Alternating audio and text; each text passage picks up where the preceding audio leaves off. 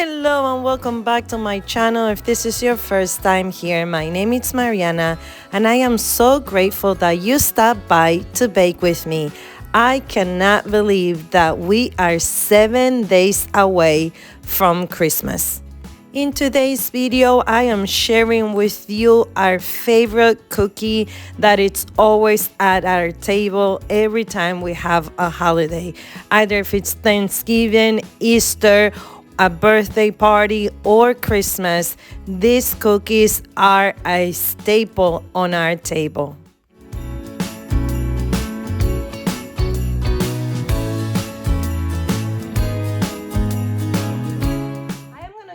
A trick for when you're working with confectionate sugar and you're trying to blend it together. Usually what happens is that it rises up in the air. So what you're gonna be doing is every time you add the confectionate sugar or any elements that may come out of the bowl, you are gonna get a kitchen towel and you're going to cover the machine. And this will allow for everything to stay in there, and if anything flies away, all you gotta do is go like this, put it on the side. Okay, let's go and do it. One, in, down, cover, and now I'm gonna turn it on. Check to see if it's blend. I need to add another one.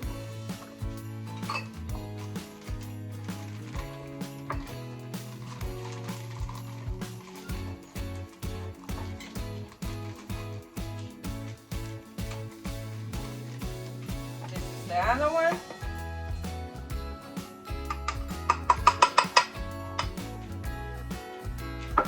Now lower, lock, place your kitchen towel on top and turn the machine on gently first. Gently, because we want the butter and the confectionate sugar to slowly increase out the speed so it could come all together and create a very smooth batter. Okay.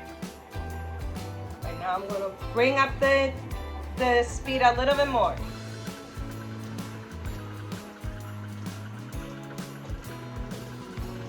Perfect. Now nothing else is going to fly. Now we can add our wet elements, which are a teaspoon of vanilla,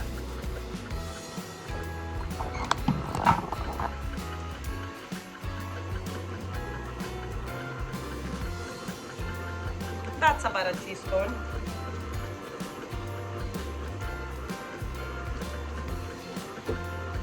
and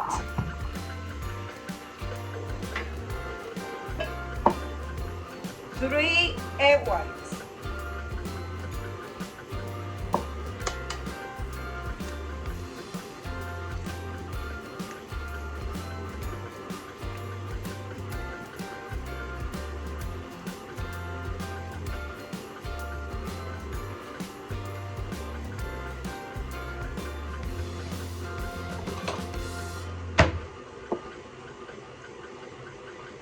One,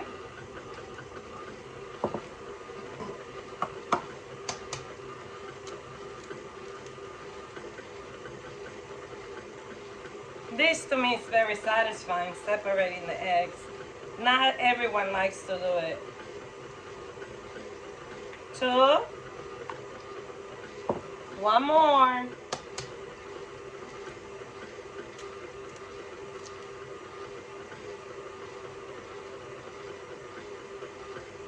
The reason I don't do this directly on the board is because if I messed up, this is gonna fall in there.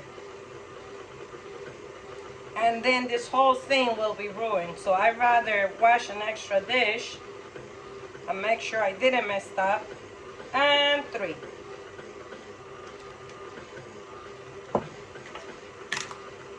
Clean our hands. I like to stop and scrape it a little bit on the sides, just to make sure we're getting all that. See? Before I start adding the dry ingredients. go. One more time. Now we're gonna be confronted with the same problem that we have our dry ingredients that need to incorporate in here. And again, we may have things flying out of the bowl. So I'll stop.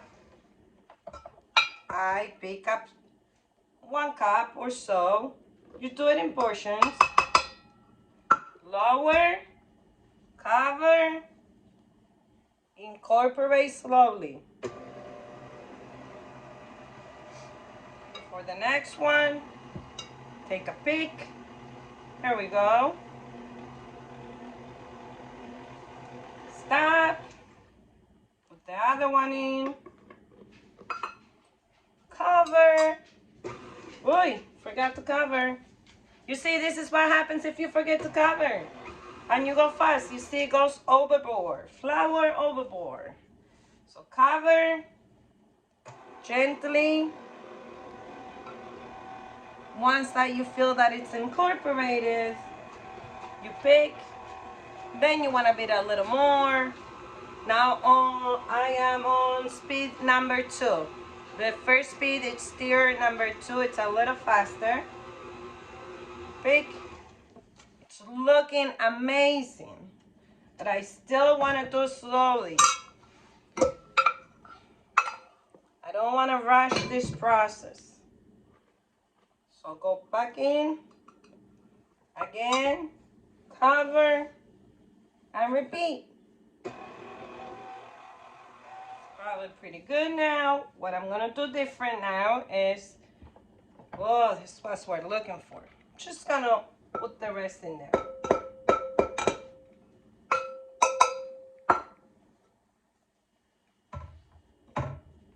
Right, lower it.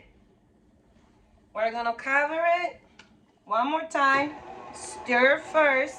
Now I'm gonna raise the speed a little bit. So I'm on speed number 2.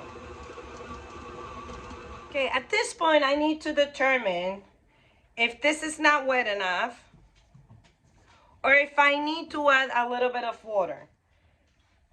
That's what I need to determine. Let's take a look.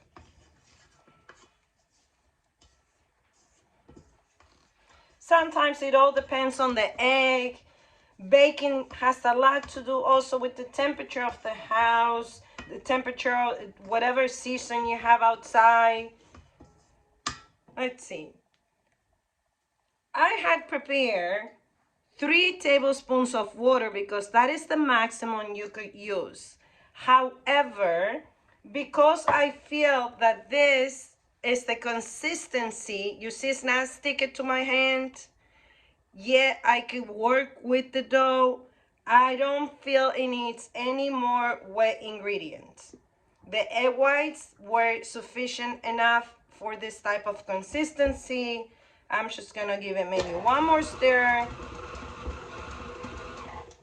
And I'm happy with it. Everything is incorporated.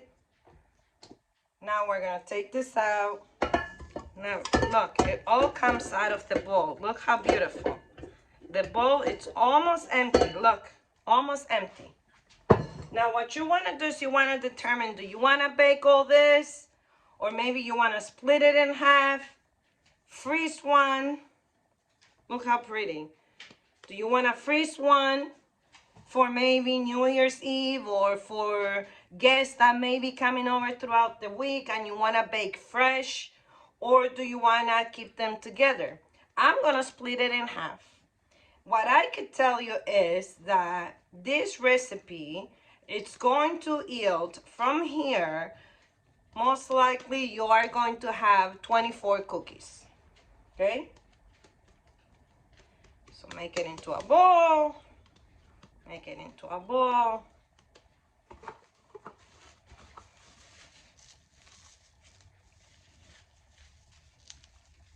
That's one.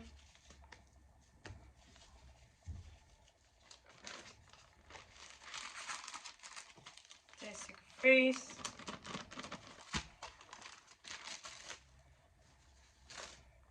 Grab it.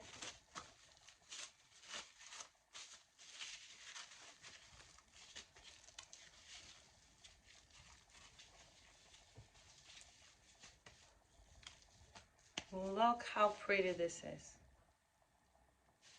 After 2 hours of being in the refrigerator, now it's time to stretch. This batch is gonna yield me about 50 small cookies that later on I am going to put together as little sandwiches. The other batch, it's actually frozen until New Year's Eve, which is the next time we'll probably be eating these cookies again. The thickness of the cookies is totally up to you. We like finger cookies, and also I am going to be using a small shot cup to cut them instead of the actual small cookie cutter. We like it as finger cookies versus the big. You know, when you go to Subways and you have your big chocolate chip cookies, we don't like this type of cookies that big, but there's people that they do make them bigger. It's always gonna be up to you how you want them. Obviously, this process takes longer, it's more time consuming, and as you could see, I save every little piece of dough, and I'm still working here with the same batch. I want to take this opportunity to wish my good friend Kristy Osborne from Living Life with Kristy for inviting me to join this cookie collaboration. I will be linking her channel in the description down below, as well as a playlist of other wonderful content creators that are baking with us today. Make sure you go and support each one of them. Make sure you subscribe. That will be our greatest Christmas gift. If you hit that subscribe button and you help us grow our channel and you support us by giving us a thumb up, sharing the videos with your friends, and leaving us a comment. After you finish cutting your cookies, put them in the oven for about 8 to 10 minutes at 375 degrees. I always said that each oven in each home it's different, so this is the cookie that you cannot walk away from your oven because they bake really fast. If you make them bigger, of course they're gonna take a little longer, but they won't take longer than 10 to 12 minutes.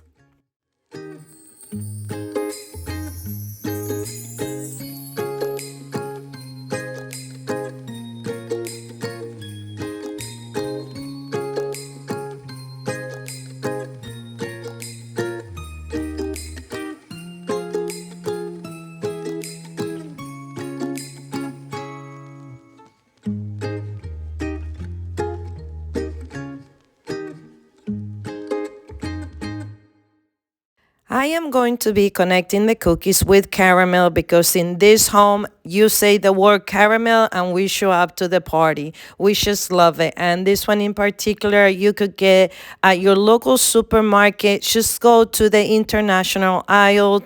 Or if you cannot find that, you could definitely try Amazon or just use the Smucker's brand. However, if you don't like caramel, you could stuff it with anything that has a thick consistency. For example, Nutella, or maybe a strawberry marmalade, or anything like that that you like and that your guests are gonna love. Then here I am just rolling it over through coconuts because again, we are on this coconut vibe here in my home, and that's about it. Once you finish putting them together, if you're not gonna eat them within the day, you could keep them in your refrigerator for up to 7 days.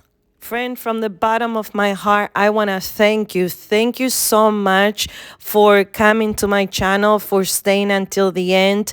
I hope that you tried these cookies and that you let me know how they came out. Or if you're not going to bake them, just comment below if you are cooking anything throughout this season or you are too busy at work and shopping, because that's also okay.